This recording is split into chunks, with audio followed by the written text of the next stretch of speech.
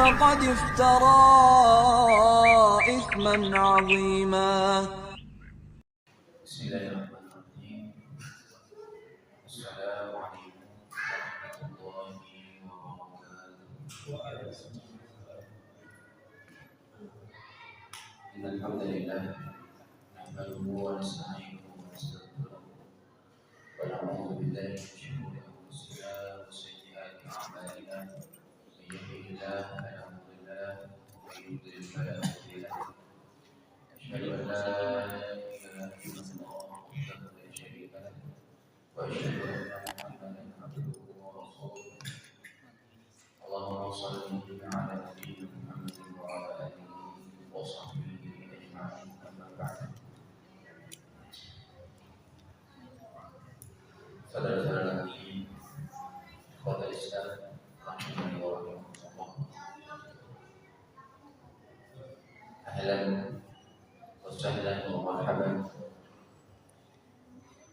Mengucapkan selamat datang kepada para penuntut ilmu, sebagaimana yang Nabi Sallallahu Alaihi Wasallam sampaikan pada sahabat-sahabat yang datang menuntut ilmu. Marhaban bil talibin ilm, karena ilmu ini adalah warisan dari Nabi Sallallahu Alaihi Wasallam yang tersisa dari beliau. Tidak ada lagi rumahnya, tidak ada lagi hartanya, baju perangnya. Yang tersisa dan bisa kita perebutkan adalah warisan beliau yang berubah ini.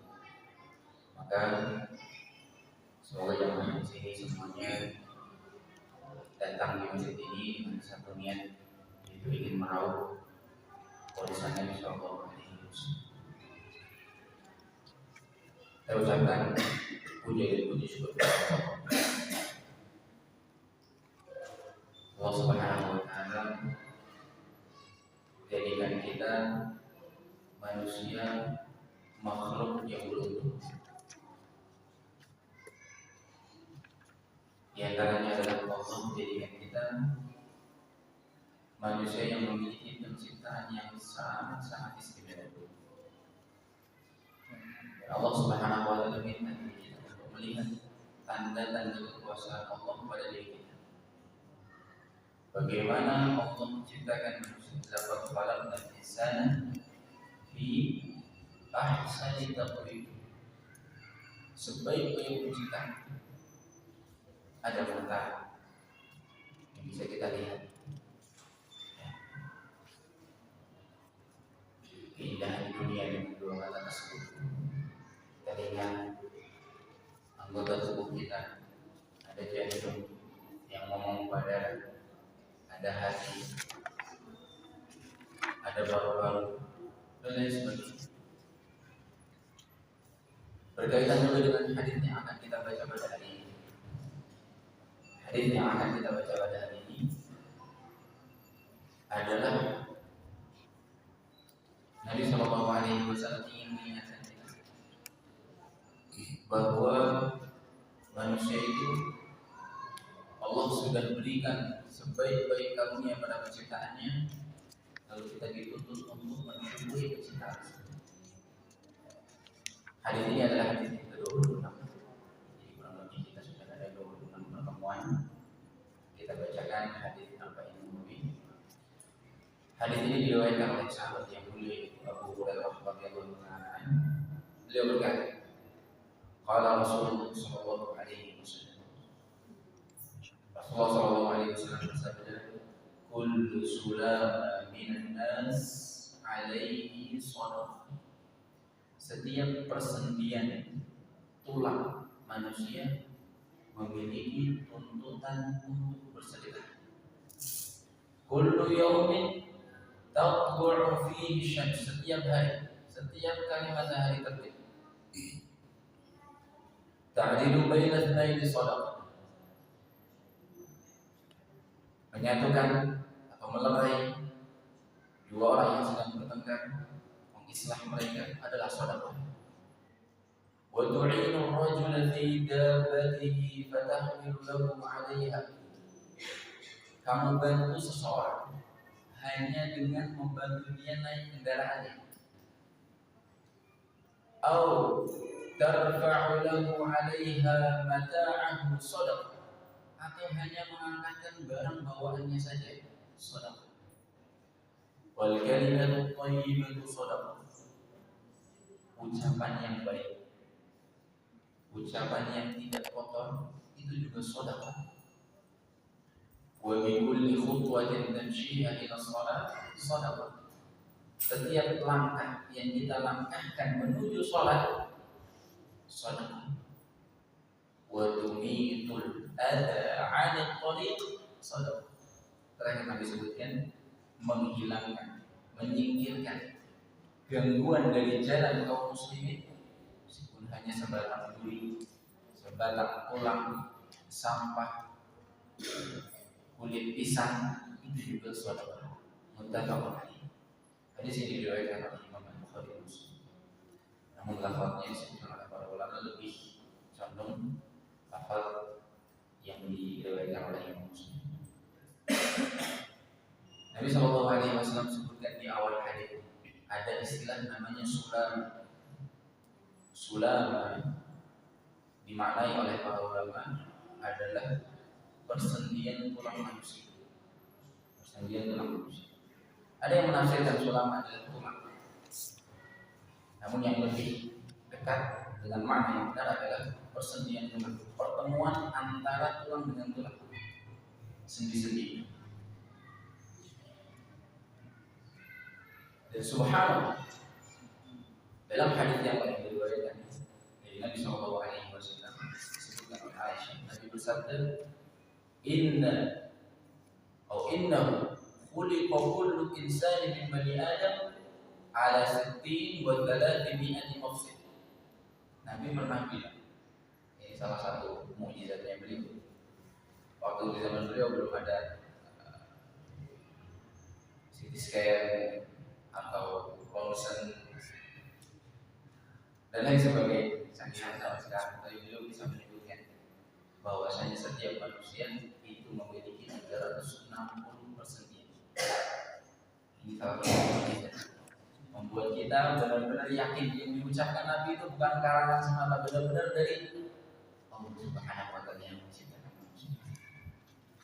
Hingga kita beriman yang disampaikan oleh Nabi tidak ada yang sia-sia, semuanya benar-benar kata-kata yang keluar dari wahyu.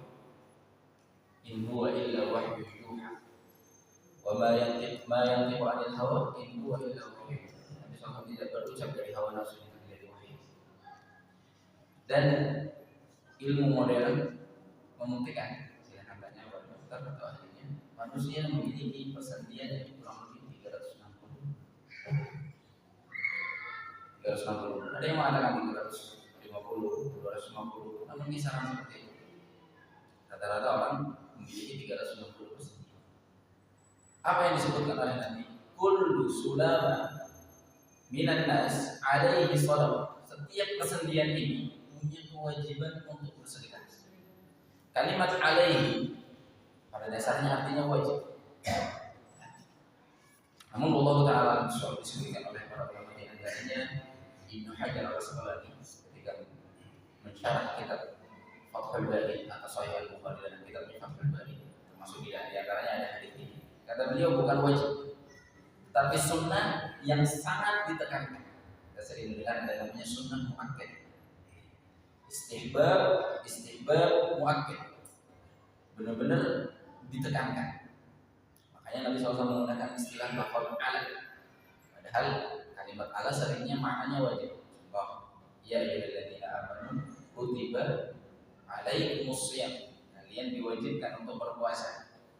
Di sini ada yang memaknai wajib bersedekah. Namun ada juga yang menafsirkan termasuk di antaranya Ibnu Hajar bahwa maksudnya adalah istihbab muakkad, sunnah yang sangat ditekankan. Intinya, setiap persendian itu punya tuntutan untuk bersedekah kulla yaumin tatlu'u fihi syams. Setiap hari, setiap kali matahari terbit, dia wajib bersedekah. Kalau seandainya kita sudah sepakat tadi bahwasanya persendian manusia jumlahnya ada 360 buah, berarti setiap hari seseorang wajib bersedekah sebanyak 360 kali. Setiap hari seseorang harus bersedekah sebanyak 360 kali.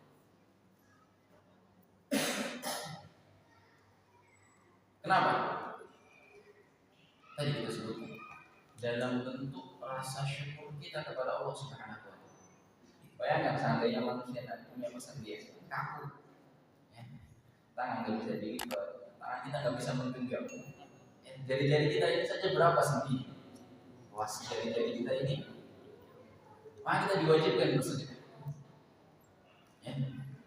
Makanya Nabi Shallallahu Alaihi Wasallam mengatakan, ya, bahwasanya ketika beliau menganjurkan untuk bertasbih, tahmid dan tahlil kepada istri-istri Nabi sampaikan, jangan lupa hitung tasbih, takbir, tahmid kalian dengan persendian kalian atau dengan jari jemari kalian di crossnya. Sebenarnya pembahasan ini ingin saya sampaikan pada hari yang lalu, merupakan tentang bagaimana yang paling afdal seseorang menghitung tasbih, tahmid dan tahlil.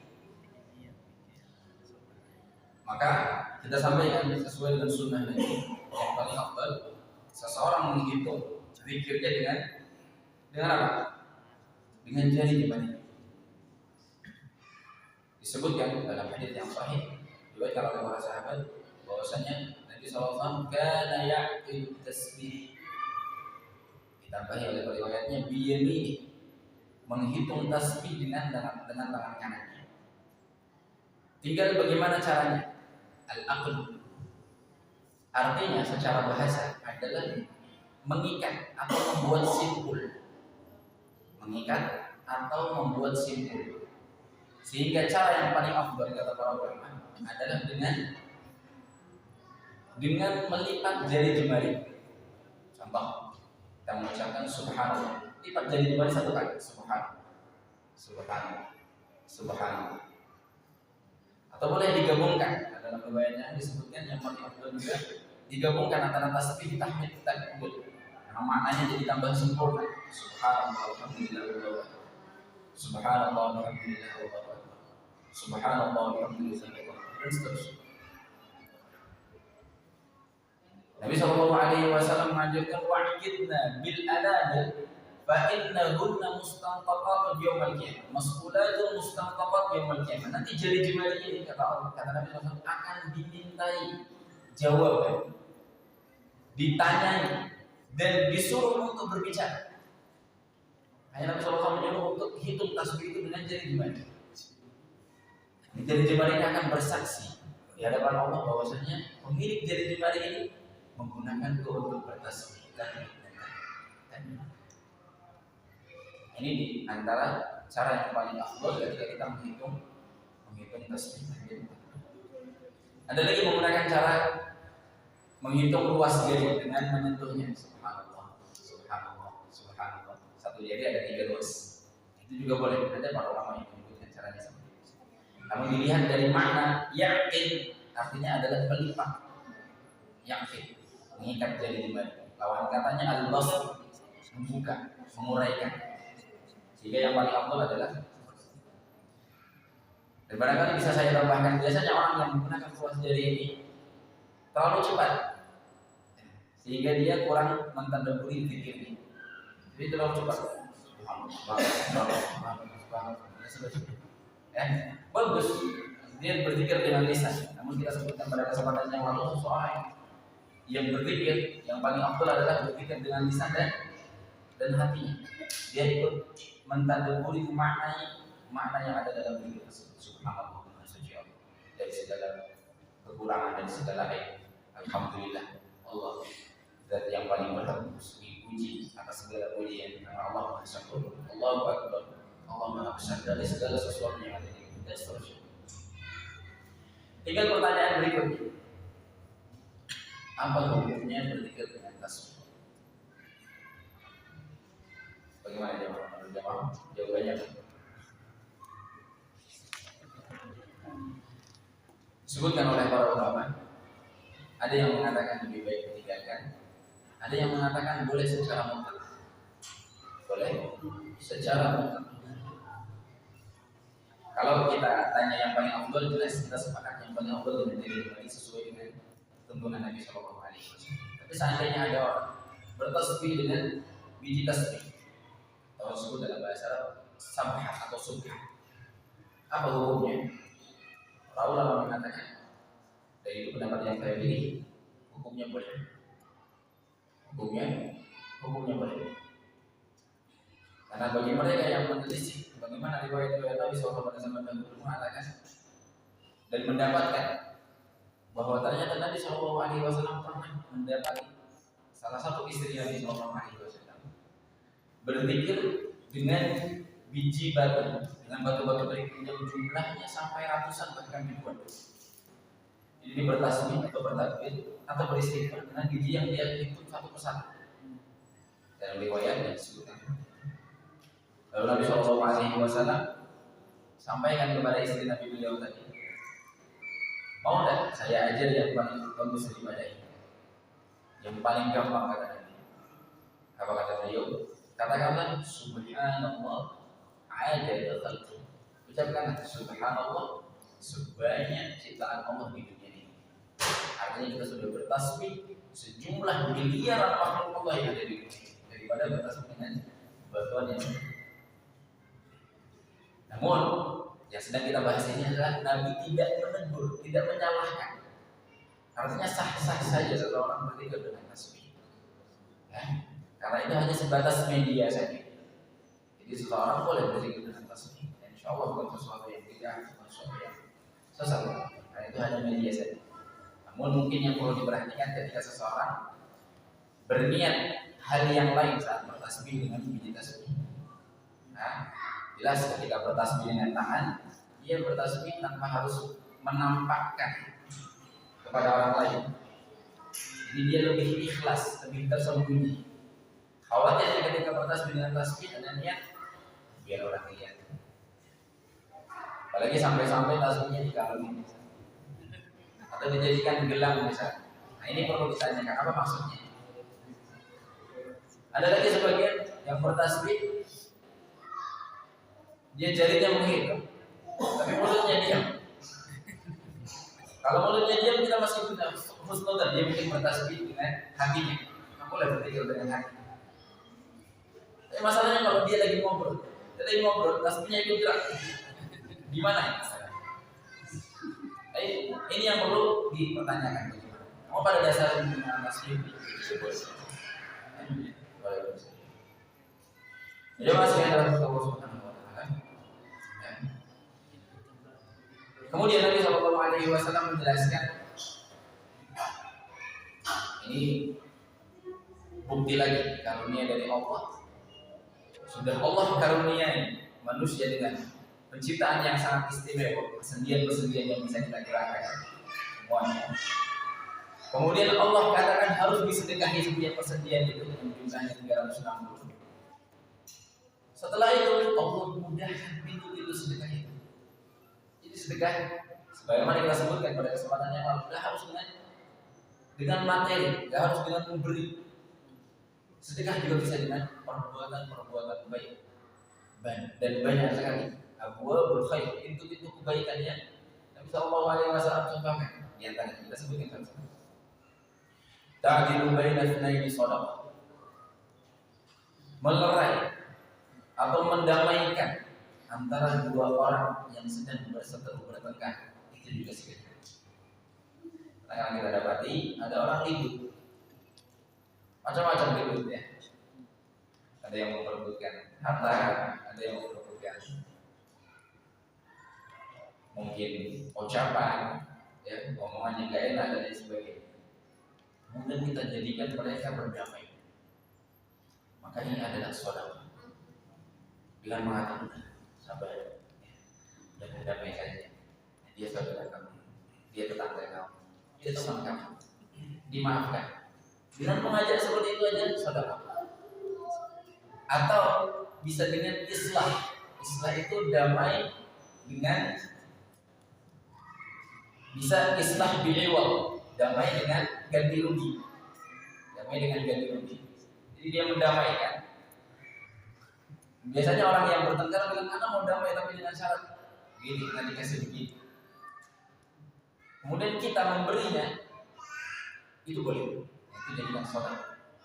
Mendamaikan seseorang dengan cara kita memberi sesuatu ganti rugi yang dia tuntut. Itu salah satu bentuk Islam. Biasanya kebanyakan yang melakukan hal seperti ini adalah seorang qadhi, seorang hakim, seorang jaksa. Seorang jaksa ini ketika dia bertugas memang tugasnya untuk menentukan siapa yang benar, siapa yang salah. Ketika dia bisa menentukan siapa yang benar dan siapa yang salah dengan bukti-bukti yang ada, maka dia harus menentukan, memutuskan hukumnya dengan kebenaran tersebut, dengan bukti-bukti yang ada. Tapi ketika samar-samar, tidak jelas, udah diinterogasi yang satu lagi, dicari buktinya, masih tidak jelas siapa yang benar, siapa yang salah, maka boleh seorang hakim mengajak damai. Udah damai saja. Kamu mau damai nggak? Kamu mau damai nggak? Syukur-syukur damai tanpa minta ganti rugi. Tapi kalau misalnya damai kita minta ganti rugi, maka boleh. Anak mau damai, asalkan pulang bayar anak beberapa puluh sisa, berapa uang, jumlah sekian. Yang pulang mengatakan oke, setuju, selesai damai dengan uang tersebut. Ini insya Allah salah satu pintu kebaikan. Satu dua tujuh. Jadi mendamaikan antara dua orang yang sedang bertengkar. Itu yang pertama, pintu kebaikan yang pertama. Yang kedua, wa tu'inur rajula fi dabatihi fatahmiluhu 'alaiha. Membantu seseorang naik kendaraan. Ini salah satu bentuk sedekah yang sangat-sangat mudah sekali. Contoh, seorang mungkin sama istrinya naik mobil, dibantu dibukakan pintu, sedekah. Malah jadi romantis. Seseorang ada istrinya, temannya mau naik kendaraan, dibukakan jalurnya, tahu jalurnya? Footstep atau pijakan kaki yang ada di motor. Kadang-kadang susah kalau sudah naik, ya bukanya. Kita bukakan dulu sebelum dia naik. Itu saudara. Atau contoh yang lain, tukang becak misalnya. Kadang yang naik becak orang tua, susah naik becak. Becaknya di apa ini? Dibikin jumping. Jadi bagian depannya diturunin. Itu jadi saudara. Dan berbagai macam cara seseorang memudahkan orang untuk naik kendaraan. Seorang naik motor, ya dibantu parkirin dan lain sebagainya. Itu jadi saudara. Au tahmilu alaihi mata'an. Kamu angkatkan barang bawaannya. Karena ada orang naik motor kendaraannya kecil, tapi barang bawaannya begitu banyak sampai ada yang harus jatuh-jatuh. Atau ambilkan sesuatu yang jatuh itu, naikkan ke atas. Ketunggangannya, sedekah. Atau yang sering lagi kencang, jatuh ketinggalan, orang yang udah keburu di depan misalnya. Antum yang ada di belakang melihat langsung berhenti, antum ambilkan, diantarkan ke depan. Di sedekah. Dan berbagai macam pintu-pintu sedekah dalam hal seperti ini. Makanya seorang meremehkan pintu-pintu sedekah yang ini. Selanjutnya, wal kalimatu thayyibatu shadaqah. Ucapan yang baik adalah sedekah. Ucapan yang baik adalah sedekah. Pernah kita singgung pada kesempatan yang lalu bahwa lisan ini bukan sesuatu yang patut untuk kita remehkan. Nabi SAW sampai mengatakan, siapa yang menjaga dua lubang ini, lubang mulut dan juga lubang kemaluan yang ada di bawah, Allah lahul jannah.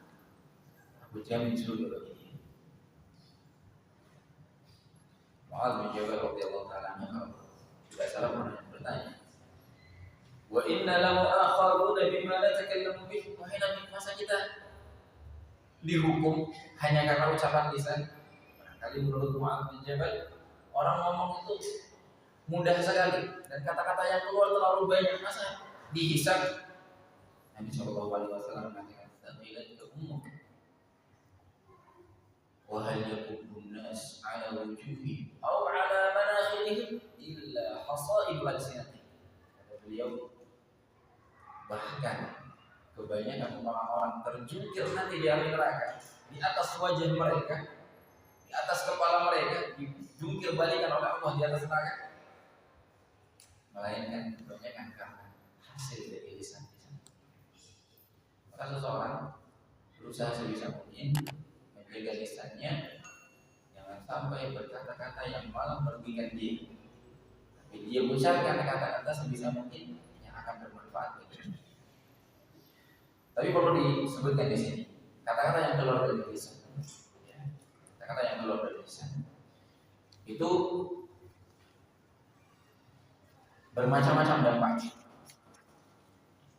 Kita ambil dulu yang paling negatif, yang paling parah, haram, yang hukumnya haram. Kata-kata syirik. Kata-kata syirik itu benar-benar harus dijaga sekali. Bagaimana kata-kata syirik? Kata-kata yang menunjukkan seseorang menyebutkan Allah Subhanahu wa Ta'ala dalam ibadah atau dalam sifat-sifat Allah. Dalam ibadah misalnya, dia mengatakan sumpah, tapi bersumpah atas nama selain Allah. Ini bahaya. Contoh, ada beberapa di antara kita, dan ini masyhur, orang muda sekali mengatakan sumpah demi Allah, demi Nabi. Kelihatannya bagus mengatakan sumpah demi Nabi. Dan Nabi Shallallahu Alaihi Wasallam sendiri melarang. Kata beliau, "Man halafa bi ghairillah faqad kafara aw asyrak." Siapa yang bersumpah atas nama selain Allah, maka dia telah jatuh dalam kekufuran atau kesyirikan. Ketika kita bersumpah ini, kita meyakini nama yang kita sebutkan dalam sumpah adalah nama yang memiliki sifat keagungan. Dan itu yang paling berat hanyalah Allah Subhanahu wa Ta'ala. Maka ketika kita bersumpah atas nama selain Allah, seakan-akan kita menganggap nama tersebut memiliki sifat keagungan seperti sifatnya Allah. Maka perlu diketahui ketika seseorang bersumpah atas nama selain Allah, ya, ketika dia benar-benar meyakini bahwasanya nama tersebut seagung Allah, maka itu adalah syirik besar, kufur besar. Bisa saja tidak diampuni oleh Allah Subhanahu.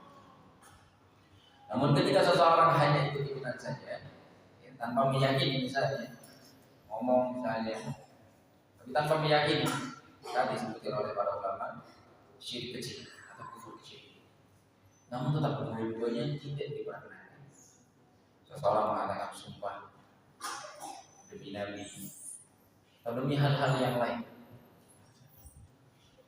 demi semesta misalnya, dan sebagainya, ini juga haram. Hati-hati. Atau ucapan-ucapan kufur syirik yang lain. Dia percaya terhadap ramalan syaitan, ramalan dukun, ramal, meskipun bercanda, benar-benar berbahaya. Berbahaya. Nabi Sallallahu Alaihi Wasallam mengatakan, siapa yang mendatangi ramal, mendatangi saja, haram, saya tidak diterima sholatnya. Apalagi fasaddaqahu bima yaqul, dia percaya terhadap apa yang diucapkan oleh peramal tersebut, dukun tersebut. Dukun itu mengaku dia tahu gaib, padahal ilmu gaib ini tidak boleh diakui oleh siapapun, bahkan sampai Nabi Daud. Nabi sendiri mengatakan, ya, walau kuntu a'lamul ghaib lastakthartu minal khair. Kata Nabi, kalau seandainya aku tahu gaib, pasti aku banyak hartanya. Tapi aku orang biasa. Kemudian itu bahwasanya aku tidak tahu perkara gaib. Ya. Maka di sini Nabi saja tidak boleh mengaku gaib, mengaku tahu kan gaib, apalagi manusia biasa. Maka tidak boleh kita percaya. Bisa jatuh dalam kekufuran atau syirik. Atau dalam hal sifat Allah Subhanahu wa Ta'ala. Misalnya mengatakan, ya, semesta merestui, ingatkan. Kadang-kadang orang menganggapnya ucapannya gampang sekali, remeh sekali. Mengatakan semesta merestui, semesta mendukung. Seakan-akan Dia diberikan kemampuan itu karena dikasih oleh semesta. Padahal siapa yang ngasih? Allah Subhanahu wa taala.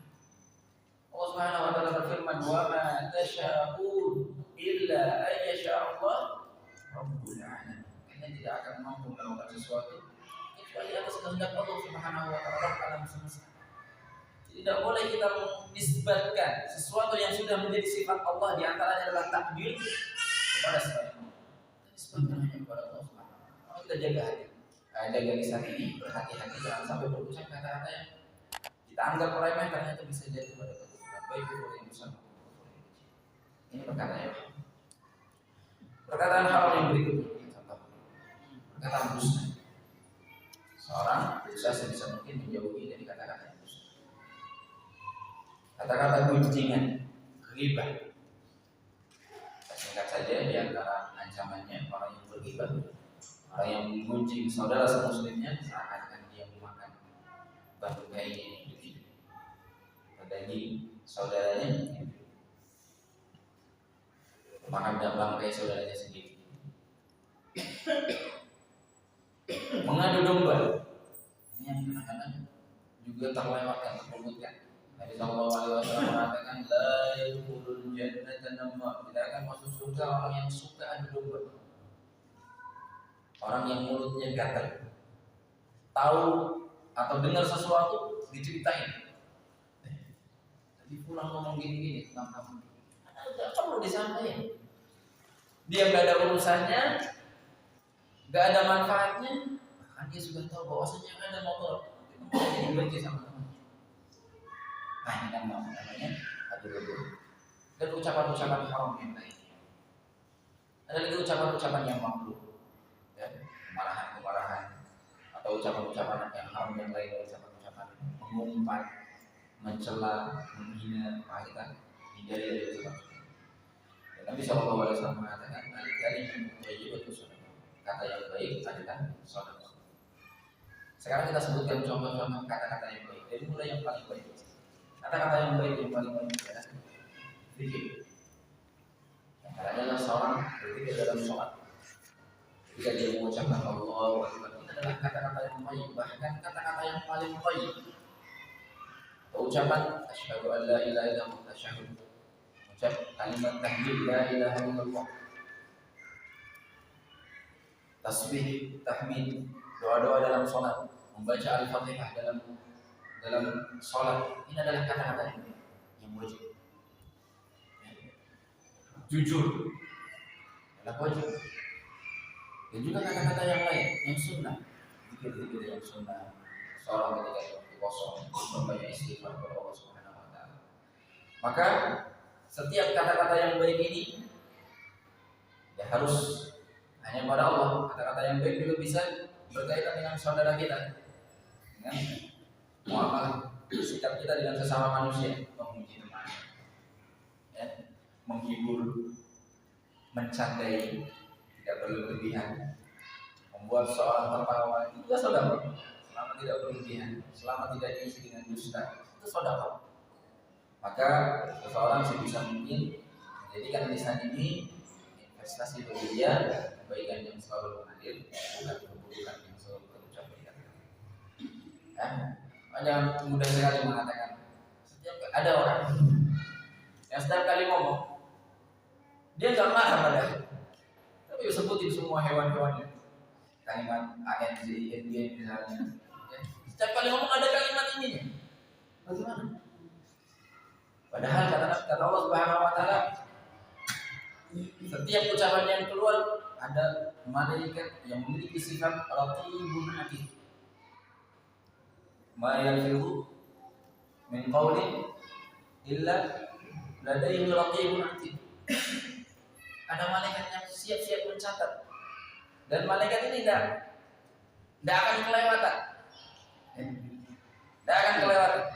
Lebih canggih daripada alat perekam biasa. Karena Allah Subhanahu wa taala mengatakan malaikat ini tidak akan berbuat zalim kepada manusia. Artinya mencatat sesuatu yang tidak diucapkan, atau ada ucapan keburukan yang terlewat, atau ada ucapan kebaikan yang terlewat, semuanya tercatat. Dan nanti kita akan melihat setelah itu. Kita benar-benar hati-hati. Jangan sampai setiap kali ucapan selalu dibarengi dengan kata-kata lain, kata-kata perempatan. Ya. Selanjutnya, wa bi kulli khutwatin tahtuha ila sholati sadaqah. Itu kebaikan lagi yang lain. Kata Nabi SAW, setiap langkah yang kamu langkahkan menuju sholat adalah sholat. Ini bisa kita ambil dari anjuran orang lebih baik berangkat ke masjid jalan kaki. Ya. Bukan larangan orang naik kendaraan, boleh naik kendaraan. Namun jelas yang jalan kaki dengan yang naik kendaraan berbeda. Ya. Apalagi kalau memang jaraknya dekat. Ketika dia jalan kaki dia masih bisa mendapatkan sholat sunnah rawatib, mendapatkan sholat sunnah tahiyatul masjid, mendapatkan takbiratul ihram, lebih baik jalan kaki. Allah Subhanahu wa taala sallallahu alaihi wasallam pernah bersabda, "Basyiril masyai'ina fil dhulam bi nurid dzami yaumil qiyamah." Berikan kabar gembira kepada mereka yang berjalan kaki di tengah kegelapan dengan cahaya yang sempurna nanti di hari kiamat. Balasan sesuai dengan amalan. Dia berjalan di bawah kegelapan untuk menuju salat, dia akan dihadiahkan cahaya begitu terang di hari kiamat. Nabi SAW adalah orang yang jalan di sholat subuh, jalan kaki di bawah kegelapan. Itulah perjalanannya. Atau sholat maghrib, atau sholat isya, dan sebagainya. Maka kalau kita mampu berjalan kaki, jangan. Kalau memang kita melihat sekiranya kita akan terlambat, maka bisa saja naik kendaraan lebih afdal. Bagaimana? Ketika seseorang mengira dirinya akan terlambat datang ke masjid, dia tahu mengira-kira kayaknya dia nggak bakal dapat takbiratul ihram. Maka kita pahami takbiratul ihram hukumnya lebih afdal daripada jalan kaki sholat. Ya, kenapa? Karena takbiratul ihram kaitannya dengan sholat dan sholat hukumnya wajib. Maka bisa saja naik kendaraan lebih afdal daripada jalan kaki. Jika dia niatnya untuk mengejar takbiratul ihram. Namun kembali lagi, ketika dia mampu datang lebih awal, jelas lebih baik. Ya. Dalam hadis yang lain Nabi SAW mengatakan, "Man taqahara fi baiti, thumma kharaja ila al-masjid, la yukhrijuhu illa shalah, kanat khutuwatuhu ihdaha tarfa'u darajat wal ukhra tahuttu khatiyah." Siapa yang berwudu dari rumah, enggak di masjid. Siapa yang berwudu dari rumah, kemudian dia berangkat ke masjid, dia nggak mau ke masjid kecuali karena mau sholat. Nggak ada urusan pengen ketemu fulan, alan, mau minjem duit atau mau nagih hutang. Nggak ada urusan yang lain kecuali sholat. Karena Nabi SAW kan itu langkahnya yang satu mengangkat derajat dia, yang satu menghapus dosa dia. Subhanallah. Hanya dengan jalan kaki tanpa sadari pahala mengalir, dosa terhapus. Salah satu karunia dari Allah Subhanahu wa taala dari berbagai bentuk kebaikan yang bisa kita raih. Yang terakhir, kata Nabi sallallahu alaihi wasallam, di antara pintu sedekah yang bisa kita kerjakan, wa tumiqul adza 'anil tariqi sadaqah.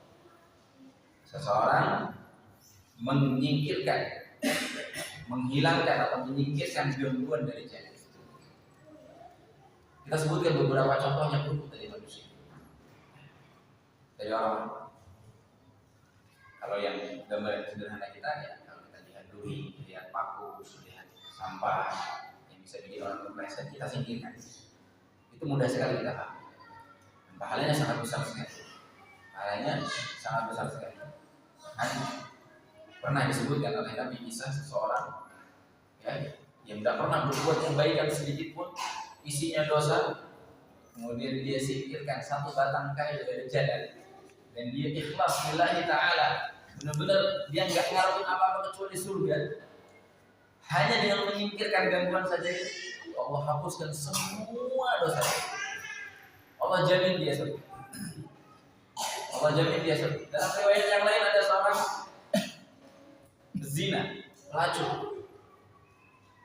Seorang pelacur hanya dengan memberikan minum kepada seekor anjing, ya, yang sedang kehausan, namun jelas karena dia ikhlas lillahi ta'ala, Allah hapuskan semua dosa-dosa kita. Maka kita tidak meremehkan. Sehingga perlu kita sebutkan contoh-contoh yang lain yang kadang luput di antara kaum muslim. Yang pertama, parkir kendaraan. Parkir kendaraan.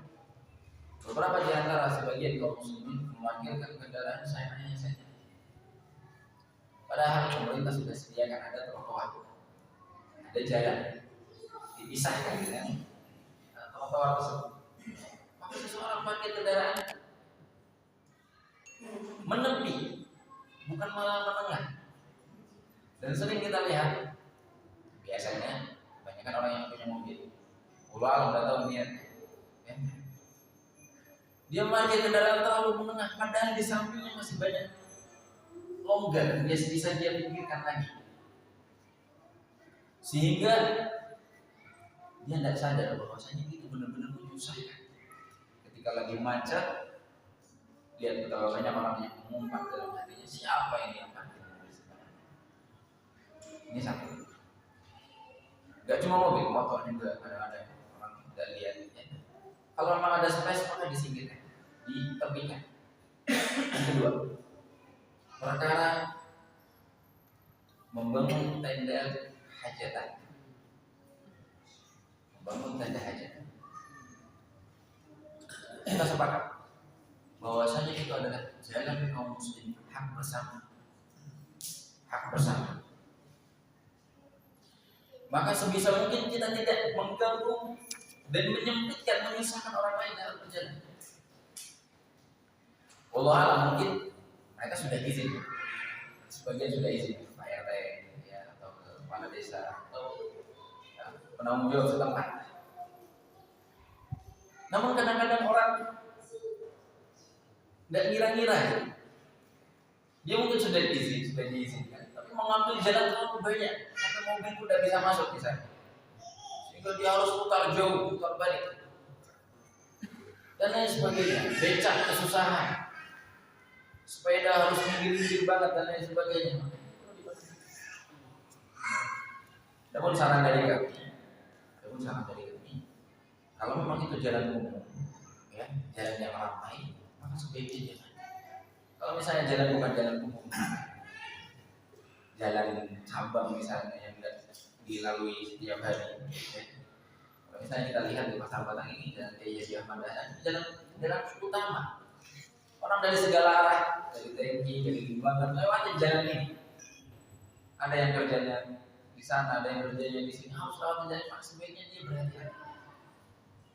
Dan subhanallah, meskipun dia sudah izin, tetap ada saja orang yang berdua, jengkel, mau lewat susah, padahal dia buru-buru. Apalagi kalau memang dia hajatnya darurat, dia harus mengejar sesuatu, nggak bisa terlambat. Atau dia ada yang sakit, harus diantar ke dokter, harus diperiksakan, harus dibawa ke rumah sakit. Keadaannya emergensi misalnya, bahaya lagi. Maka seorang, kalau memang benar-benar susah sekali, dia bisa menyewa gedung. Ya. Insya Allah tidak terlalu mahal, harganya tidak terlalu beda dengan harga menyewa tenda. Ya. Menyewa gedung, ya mungkin bedanya kalau menyewa tenda bisa buat 2-3 hari, menyewa gedung bisa cuma 1 hari. Tapi kalau misalnya dia niatkan ikhlas lillahi ta'ala dan mengganggu jalan kaum muslimin, bisa lebih apa? Bisa lebih berkah hajatannya. Atau kalau dia tidak mampu, pinjam pekarangan orang, pinjam halaman orang, tetangganya yang punya halaman lebih luas, minta izin atau sewa, lebih mudah daripada dia memaksakan harus di depan rumah dia sampai mengganggu jalan orang. Yang ketiga, kalau dia nggak mampu, ya sudah hajatan semampunya di rumahnya dia, nggak mesti harus pakai tenda. Ya, orang-orang akan memaklumi, nggak harus pakai tenda. Yang penting ada tandanya, ada pelangnya, ada tulisan selamat datang dan lain sebagainya. Orang akan mengawalnya.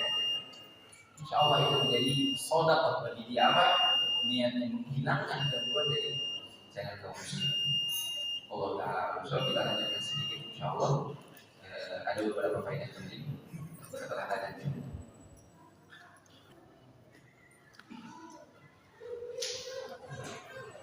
Di antara kalimat yang baik juga jawaban dan salah satu kalimat yang baik.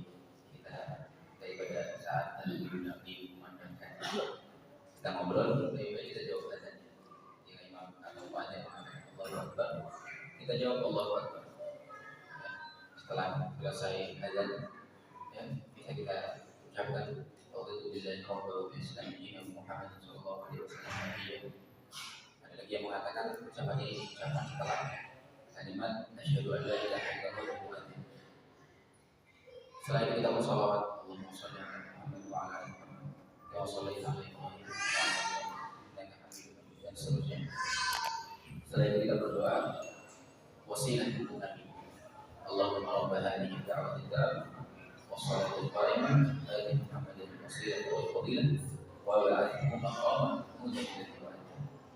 Kata Nabi SAW, siapa yang menjawab azan, ya, kemudian bersalawat kepada, kemudian berdoa untukku agar aku dikaruniai wasilah.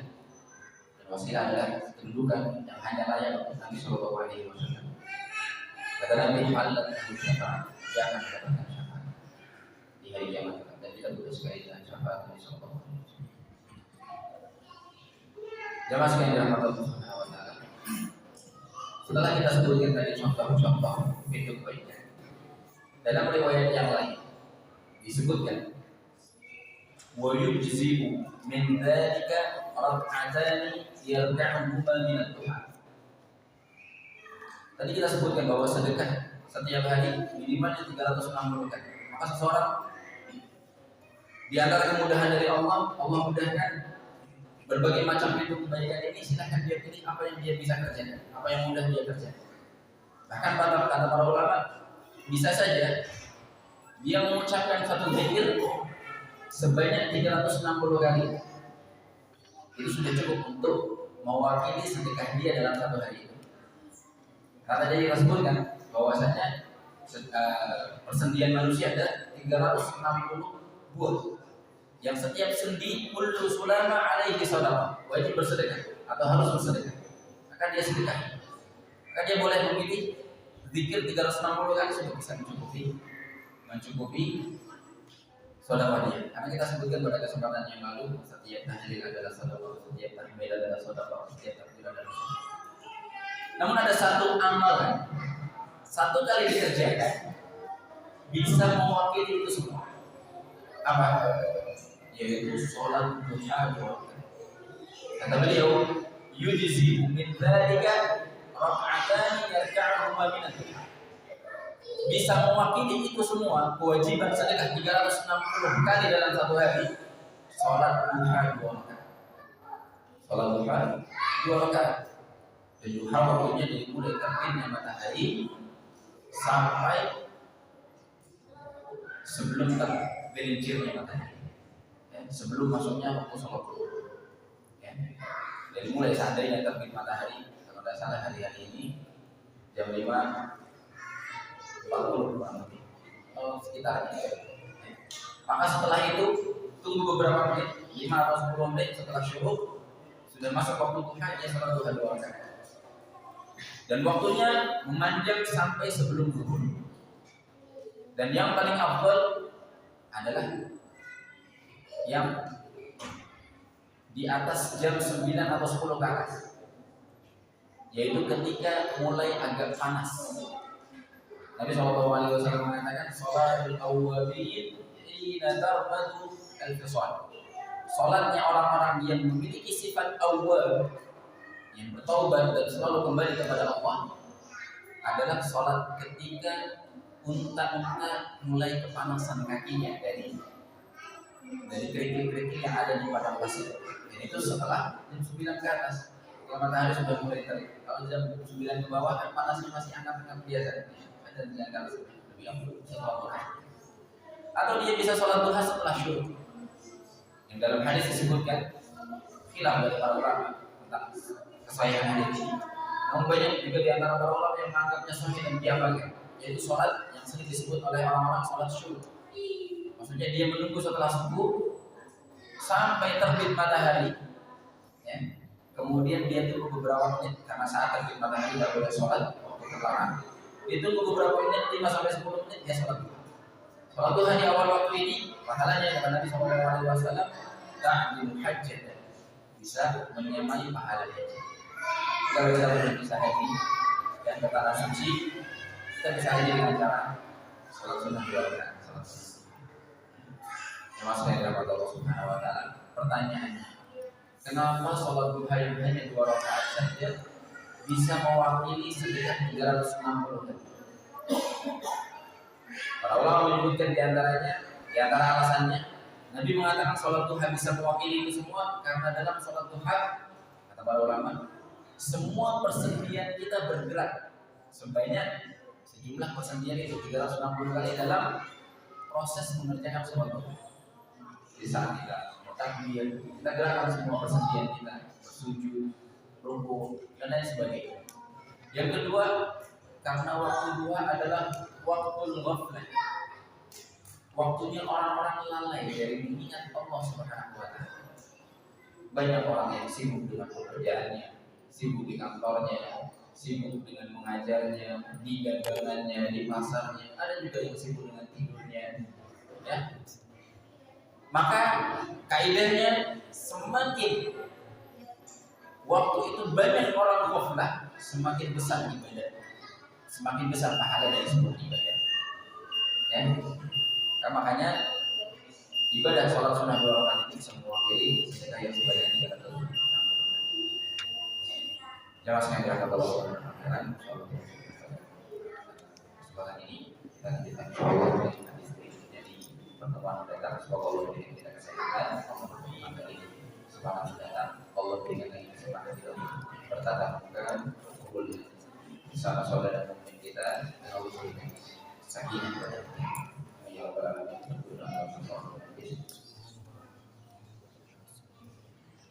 Sallallahu alaihi wasallam. Assalamualaikum warahmatullahi wabarakatuh. ومن يشرك بالله فقد افترى إثما عظيما